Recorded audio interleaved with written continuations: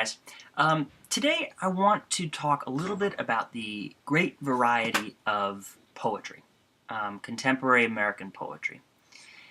Thus far in the class, we've really been focusing on what we might call the sort of mainstream currents of contemporary poetry, right? What has been deemed most popular, most important by editors, right? By the editors of this book, or by teachers in the past, right? But it's important for us to remember, and I think especially important as we begin our writing careers, right?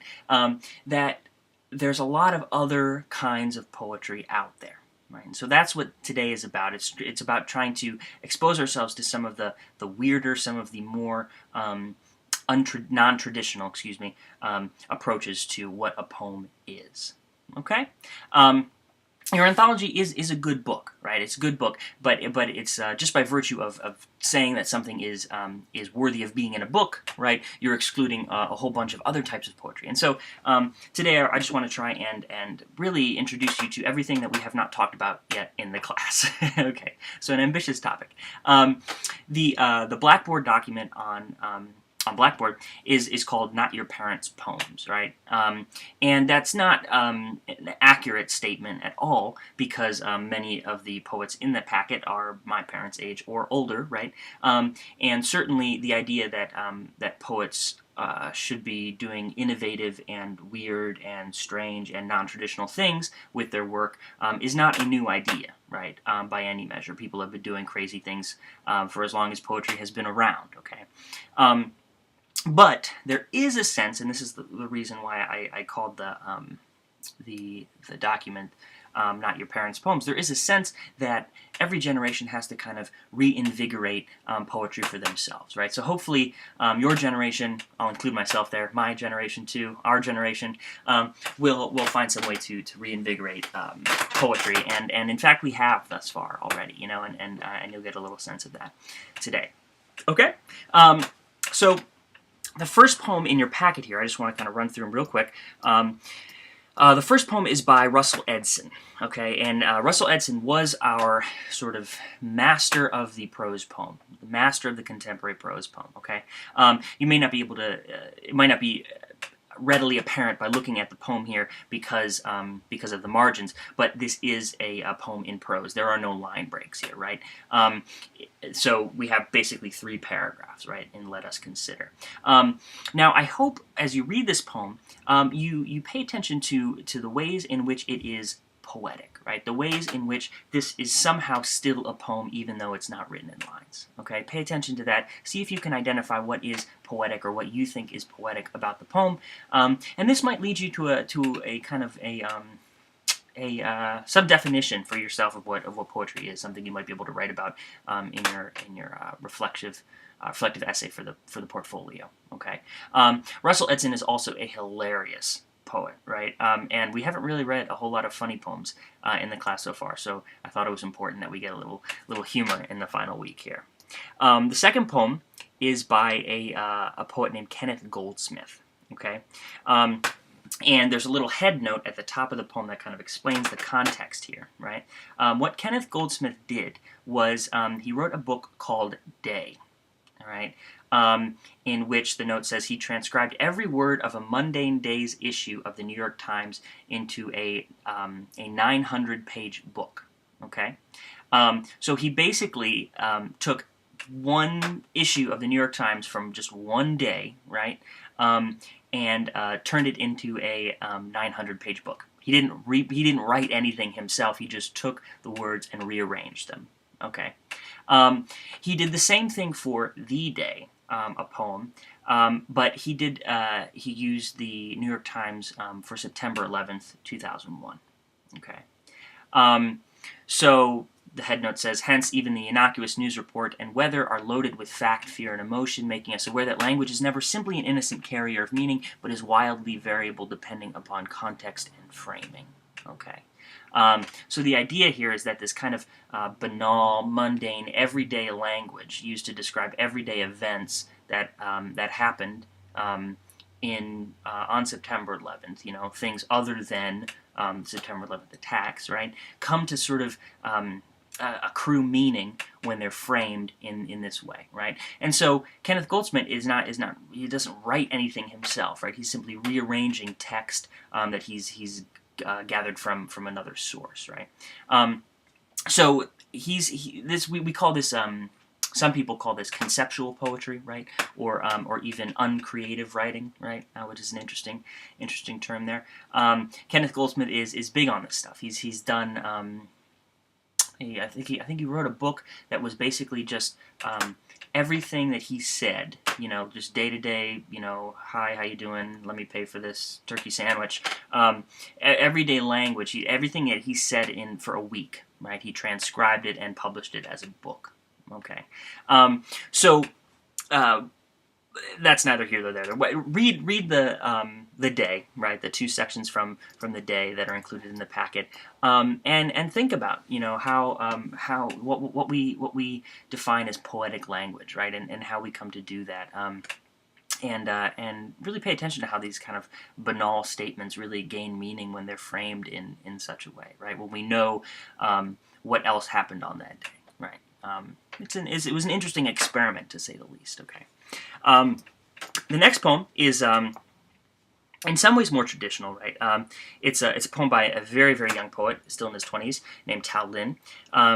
Sometimes my low self-esteem feels like a giant toy poodle, right? And I included this here because I wanted to show that there are some poets who are really not interested in things like sound necessarily, or form, right? I mean, there are formal elements to the poem, but it's not a primary focus of the poet's efforts, it doesn't seem, right? Instead, what becomes important for a poet like Tao Lin, in lieu of form and sound, etc., is attention to kind of a radical sincerity and intimacy and honesty between the poet-speaker, because oftentimes in these sorts of poems the poet is very clearly the speaker, the poet-speaker and the reader, right? So trying to establish kind of a very, very intimate relationship, trying to really break down the walls between poet and audience here, right? And so they're very confessional, right? I was walking on the street behind NYU's library, it was cloudy, I was thinking about a girl. My heart felt like an non-organic potato, right? So there are elements, obviously, of figurative language, of simile and metaphor and all this stuff, but it's very straightforward, very honest, very unadorned, we might say. Okay, one other sort of poetry that is being written. The next poem here is actually a fairly well-known poem. It could have been in here, perhaps it is. I haven't looked really, but it's called "Flame" by C.D. Wright. Okay, and this is I love this poem so much. It's you'll see it's 3 columns of different words, right? And the words sort of repeat throughout in interesting ways. Okay, the last line is really cool, or the last 3 lines, however you want to define it: the burn, the burned, the burning, right? But really, what we have here is a poem that challenges us in terms of how it needs to be read, right? When we look at the poem, we're not sure how to read it necessarily, right? Do we read it across? Do we read down, down, down, right? Or do we kind of skip around? It's not necessarily clear. All right, which makes for an interesting read here. You can actually read it in a bunch of different ways. Some people can read it and kind of piece together some kind of narrative development. Other people say, no, you're looking at that too hard. You just kind of have to sort of take in the different connections between the words, What are the connections between the vineyard, the fences, the leg, or between the water, the hair, the breath, right? Between the scent, the dogs, the distance, etc. Kind of paying attention to the way certain words talk to each other, right?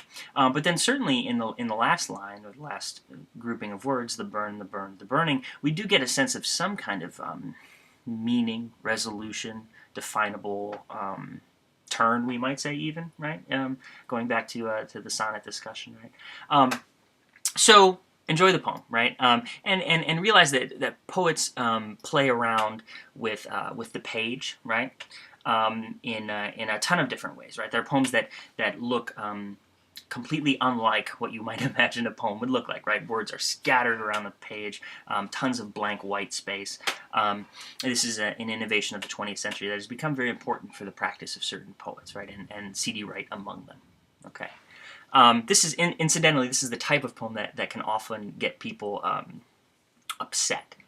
It's the equivalent of walking into an art museum and seeing a painting by Jackson Pollock, which is just splashes of paint, or seeing a canvas that is just completely white, right? And saying, well, that's not art, right? People say that about the poem, right? This poem, they said, well, that's not art, right? It's just a bunch of words, random words. Or they might say that about Kenneth Goldsmith's, The Day, right? Oh, you're just taking the New York Times and copying it, right? I mean, how is that art? How is that poetry, right? It's open for debate, but poets are among those willing to kind of debate those issues and put those these questions out there, right? Very interesting. This last poem is another funny poem, just to show you that that people are often poets are often interested in poking fun at the subject matter traditions of poetry too, at what poetry is supposed to express, right? And so in this poem, Richard Brautigan, great poet, he's kind of poking fun at love poems, sort of, right? I feel horrible, she doesn't love me, and I wander around the house like a sewing machine that's just finished sewing a turd to a garbage can lid, right? Which is actually, I mean, it's funny, and it's kind of a send-up of the love poem, but it is, in fact, a fantastically descriptive metaphor, right? Or a simile, rather.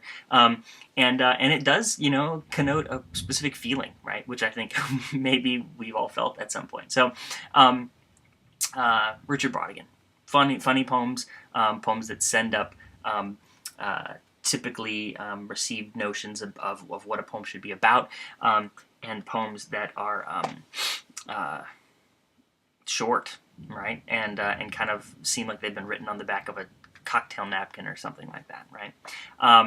All of these different types of poetry are part of the milieu of what we consider to be contemporary American poetry. Right? Okay? And they're all open for your exploration, right? Today, for your assignment, okay, I would like you to experiment with this one, with some language games online, okay?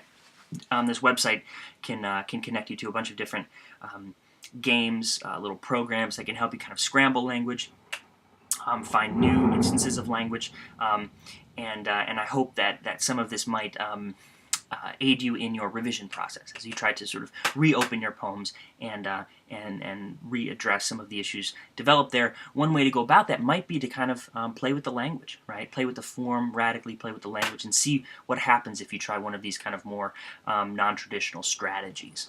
Right. I mean, maybe you should take your sonnet that you're writing for Wednesday, after you turn it in on Wednesday to me in revision. Maybe turn it into a poem with only nouns, right? Like C.D. Wright. Cut out all the verbs and all the connective words, and see what it looks like when they're just nouns. These are kind of innovative techniques that might kind of open up meanings in the poems that you did not expect, right? So that's what I want you to do for today's assignment. Play around with some of these language games that I provide the link for, and then submit some of your results. Okay? Today's all about just kind of having fun and expanding our horizons a little bit. Okay? Great, guys. Thanks.